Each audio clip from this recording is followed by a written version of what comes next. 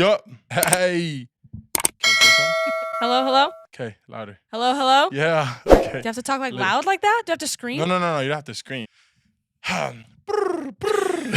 Imagine that's how I got ready. Do we need makeup touch-ups before we start? Oh, that would have been dope. You ready? Yeah. 1, 2, 1, 2, 3. What's up, everybody? Welcome back to the Maikon Show, greatest show in the whole wide world. Today, I am here with the makeup artist, fashion icon. She doesn't want to say she's a fashion icon, but she's lit. I'm so happy to be here with Michaela. Hey! That's it. I think it's like a cooler name. Yeah, it has to be like a longer, like cool. It has I'll to be think like about that. Kayla. Kayla. Okay. TM. Dude, how you been? I've been good. Life has been crazy, dude. I haven't seen you in like, what, 5, 6 years? Yeah, probably like 5 or 6 years. Dude. It's been that long. The last time I remember is when you were going crazy out of Fuego, just going ham and like, hey, Kayla. I thought I was so cool because I would stand on stage with Ricky back when he DJ'd Fuego. Oh, yeah, shout out, Ricky. And I thought everyone was looking at me. Like, that's my toxic trait that I think like everyone's staring at me when I'm dancing. No one gives a shit about me when I'm up there. I'm up there. I was like doing my thing and like no one's looking at me. I was like, that's embarrassing. You should do YouTube because that's how it feels. You're like, oh, everybody cares about me. Oh my God. And at the end, there's like nobody. And then like 3 views. Like, yeah. Thank you for doing it. It's like, oh man. Right after that, what happened to Kayla? I went to college. I was at BYU. Everyone at BYU knew me as like, oh, the girl from Fuego. Okay. Like, no lie, I'd be walking and people would be like, oh, you're the Fuego girl. Because like all of them thought Fuego was like some hot club, BYU. So everyone's like, oh my gosh, Fuego, like so lit. I'd go to Fuego every Friday, hang out with my friends. I had some crazy roommates. Like scary crazy or just like, oh, crazy? They were just weird. Like all of them were weird. Like I had a good set of roommates for a while and then another set that was like crazy. I'd bring my friends from high school, like all my guy friends, and they would be super weird. They'd be like, why are boys in here? I'm like, are you uncomfortable? Like, what? That is weird. It like ended weird to the point where like I basically wanted to pack up all my stuff and be like, I'm gone. Like I'm going home. Like I'm not gonna live here anymore. And I was living on campus at the time. Totally like judged. All the time. I'd come home from Fuego, like you know how it is, 3, 4 a.m. Super like after Rancheritos. It's like, oh, what else is there to do? I know. I'm like, go to Fuego. I'm like, all right, let's go to either Denny's or Rancheritos. Only at 2 a.m. Yeah, it's the best. There's no other time to get it. I wasn't even eating because I was hungry. It was a social thing. Like I felt socially pressured to like eat a whole ass burrito. Like, oh man. Then it was always a burrito too. I was like, they're not gonna invite me again if I don't eat this whole burrito right now while they're looking at me. But yeah, I'd come home late and they would be like, I have a test in the morning. I'm tired. I'm like, how does that affect you, me coming home at this hour? That makes no sense. Just go to sleep. Okay. But then one of my roommates, she was wild. We were supposed to study for a test, and I get a text from her at like 11 o'clock. She's like, hey, I'm not going to be coming home. I'm like, okay, that's chill. Like, what are you doing? And she's like, I don't know. I'm like, what do you mean you don't know what you're doing? 2 hours later, she sends me a text. She's like, dude, I'm in Idaho. I'm like, what the? Okay. She got super drunk with a bunch of friends, ended up in Idaho. Yeah, how do you end up in a whole other state? That's a night for sure. That's fun. I bet you it was just like 2 shots too, because it's BYU. 2 shots, she's like, I'm in Idaho. Out of state liquor does that to you though. It does that. Just ends up in another state. Yeah, it just makes no sense. Where are you from? Well, I was born in Arizona. Moved here when I was like 8 or 9. Mom's from Africa. Dad's from Arizona. Really? I thought it was different. I thought your dad was from Africa. No, my dad's white. Full on white. Your mom is so sweet, dude. Shout out to you, Angelique. Shout out. If you see this, it'll be censored. Don't worry. User discretion advised. Rated Mom, R. don't listen. She would be the only one to watch it though. Yeah. Me. Born in Arizona, moved to Provo. Yeah. I felt different, even though being here like my whole life, I felt different from everyone that was in Utah. I feel like it's very much like a game here. Like everyone has to kind of be the same. And if you're not, you literally feel like you're in a whole other world. 2 worlds in one state. It's crazy. That happened to me too because I was 9 when I moved here. And I moved in from another country. I didn't know English. Soccer did help me a lot. Being able to get into those groups of like, oh, it's just the soccer players. Soccer players. Your group. Yeah, exactly. What was your group? My group was kind of everything. My group was soccer, obviously, because I played soccer like my whole life. I don't know, that was pretty much it, really. I mean, I feel like my group was very different from everyone I went to high school with. You went to Provo High, right? Went to Provo High. Then I played at Orem for like 2 months. Hated it because it was horrible. The experience was just not very good. Were they not good to you or what? They were just not very good. Like none of them had played club. I was the only one that... there was like one other girl that played club. I feel like they were like upset. Obviously, a club player was going to get more time playing because like, what does your coach want? For you to win. Exactly. And so they just didn't like that. Even though I felt like I came in super humble, I was like, I'm just going to keep my head down, like do my thing, play, but everyone was just like super weird about it. Like if you know you suck, then like yeah, just don't play. Train more. Then I went to Tim Few. finished there, and then we won state my senior year. Dang, mic drop. Dang, I didn't know you won state. Yeah, I was captain too my senior year. Dang, yo, Life flex, superstar, superstar, life flex. Little did you know the whole time before this, I was thinking, how can I slide this in there? Yeah. As captain. Oh, damn. After that, what did you decide to do? Obviously, school, BYU, and then mission. And that's where I ended up in Chile. What was the experience like? That was the hardest thing I've ever done. I don't think I would ever do it again, but I'm so grateful I did it anyway. I think I have like a really hard love-hate relationship with my mission. What type of person did that mission make you?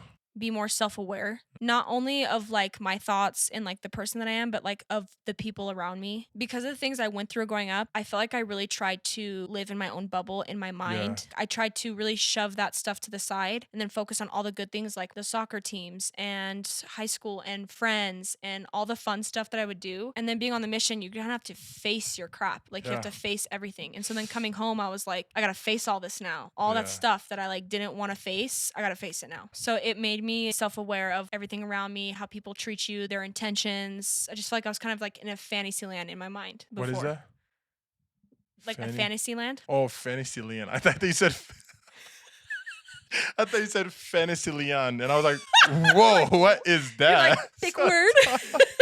Fantasy land. Okay, cool. After you came back, was it different? I lost a lot of friends, not because we weren't like close, but people move on, you know, you leave and people's lives keep going. You come home and you feel like it's all a dream. I walked into my room. I was like, I feel like it was yesterday I left. Yeah. My life stopped. Nobody else's life stopped. And as much as they love you, like they move on. My Just friends like- got married, they had kids, they got big jobs, they moved out of state. You don't have the same interests, like things like that. Everything changes. Right after soccer, it was kind of like, I don't have my soccer friends around anymore. Yeah. My coaches are not here. It was just me, right? The scary thing is when you go through that, that's when anxiety comes. That's when depression comes. It like creeps in there when you're by yourself. Those things are natural to humans. We put it off for so long until you have to face them. And it's like this monster in the closet that's waiting for you to just be like, oh, someday you're going to be alone and you're going to meet me. Did you ever have to go through something like that? Oh, totally. After everything I went through in the mission, I came back with panic disorder, like panic attacks, really bad panic attacks. I still have them. It's more controlled. I've learned how to be comfortable with myself and know that I'm the only person that can take me out of that place. But coming home, it was like, I thought I was dying. I was like, what is wrong with me? I'm so overwhelmed emotionally, physically. I'm just tired. Nobody teaches you that when you're growing up. School doesn't do it. Your parents don't do it. They didn't understand what it was before. Nowadays, we have so much. We have podcasts. We have professionals. Parents teach their kids, you know, all these things. My mom was like, suck it up. And so that's where the pushing it into the closet comes. Yeah.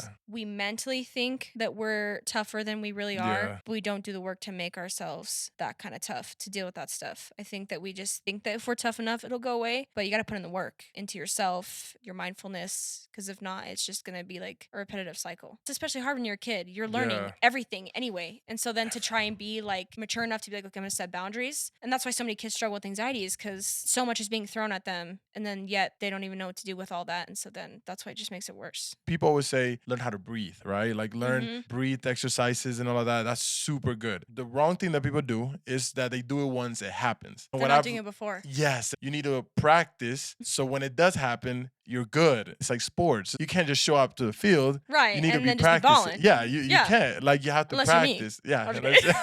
Unless you're a captain. Like of the soccer team that won state. Oh shit.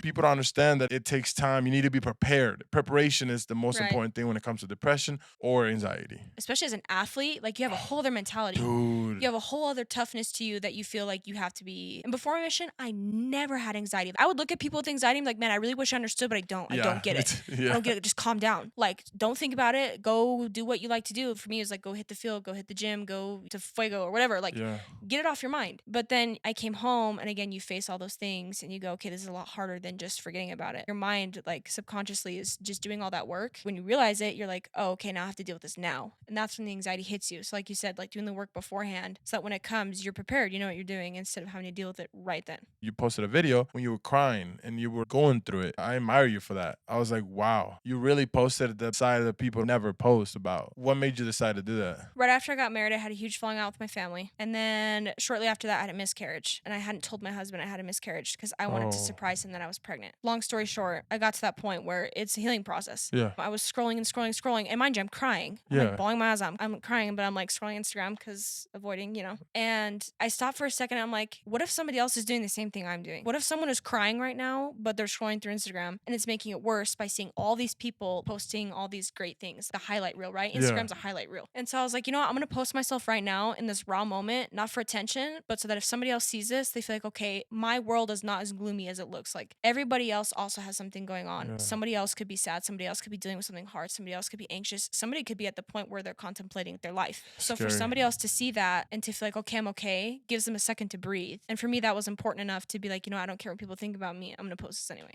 I've been in my car screaming, really pissed. I don't know why. It's just like life hits you. You just don't know how to deal with it and you have to let it out, right? I've never been a violent person, but I've been a passionate person. And I've always wanted to post it, but I'm afraid. That's just the truth. I'm afraid of people going to be like, what He's the not hell? tough. You think that it's like people are not going to connect with that. But in reality, everybody More goes people through will it. connect with you on that than you think. Everybody goes through it. A lot of times we feel like we're just going through it alone. Like it's just us. Our world is being destroyed. Why is God like that to us? You know, when reality, everybody gets their turn. Everyone else like has their trials and the things that they go through that are different. There's things that I could go through that you couldn't handle, and there's things that you could go through that you totally handle. And I'm like, I don't know how the hell he does that because that's so hard. I couldn't even imagine. But the point is that we have those moments. And I feel like half the time life isn't the highlight reel that we say it is. There's lots of great moments in life. Life is beautiful. Life is awesome. If you're focused on those moments, yeah, life is incredible. But that's not the reality all the time. And so to pretend it's the reality is what creates this like emotional, like, what's wrong with me? What am I doing wrong? My world is ending. This has got to be my fault. And that anxiety just builds. And it's like we do it to each other. Like I'm out here posting happy pictures and someone's looking at that and going like, I wish my life looked like that. When really I'm at home crying my eyes out because life sucks. It's like being honest like that, like showing people like, no, my life is also like this 70% of the time, really. People relate to that more. We're so lucky to just even be here because none of this matters. So we're so lucky to just experience this. Exist. Exactly. And we act like this is just another day. No, none of this matters. You better play as much as you want. Live. I see life as a best game you ever played soccer on, like the championship game. If you were to go back, how much more will you cherish it? 100% more. It would be like every single second. Every second was like 20 times better. You would be just on the high the whole time, right? That's how life is. When you get to 80, that's crazy. When you're in your deathbed, if you were to go back, even in those depression moments, even in the anxious moments, you would cherish it so much. And you'd be like, yo, this is that learning experience that made me so much better. I'm so excited. Rewatching your life again. Exactly. That's crazy. So nowadays, when something crazy happens to me, I'm just like, yo, this is it. Let's get it. It's about to get exciting. I've learned that if I use my competitiveness in everything, I'm going to be okay. Life throws something at me, I'll be like, oh, okay. That's a whole mentality, though. Yes. Before it would be like, oh, man, like, why is life so bad? God, why, you know? Now it's like, oh, God, I see you. I see you want me to make me better, huh? Okay. You know? Uno reverse. Yeah. Literally. Such of an eye-opener that it's just like, it's a breather for sure. So inspirational. Yeah, I know.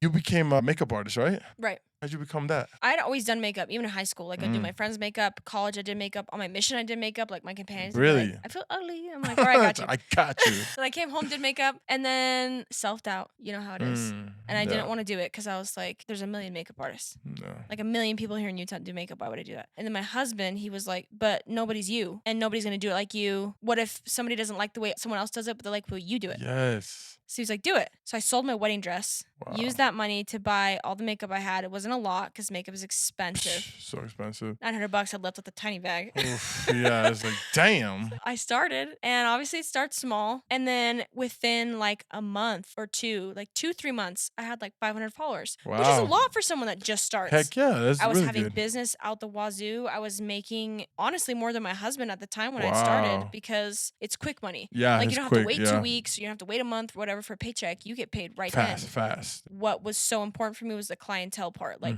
if you don't have clientele, like your business is not going to go anywhere. Yeah. It was crazy. It just took off so quickly for me. Wow. You do fashion as well, right?